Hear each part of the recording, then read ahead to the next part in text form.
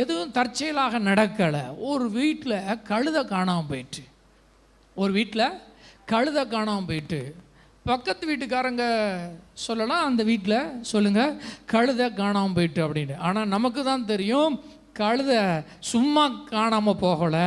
அந்த வீட்டில் இருக்கிற அவனை கர்த்தர் ராஜாவாவதற்கான வேலையை துவக்கிட்டாரு. நான் சொல்கிறது புரியுதா? நான் சொல்கிறது புரியுதா?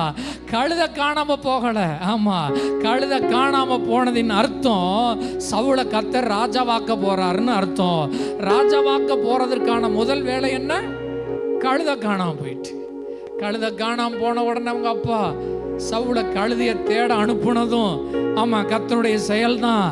ஆமாம், சாமுவேல் தீர்க்கதரிசி ஊர் பக்கம் வரைக்கும் தேடி போனதும் கர்த்தருடைய செயல்தான். வேலைக்காரன் சொன்னான், இப்படி அலைஞ்சிட்டு இருந்த வேலைக்காக ஞானதரிசிக்காரன் இருக்கிறான் சாமுவேல், அந்த பட்டணத்தில் ஒரு தேவ மனுஷன் இருக்கிறான், அவர்கிட்ட போவோன்னு சொன்னதும் தேவனுடைய செயல்தான்.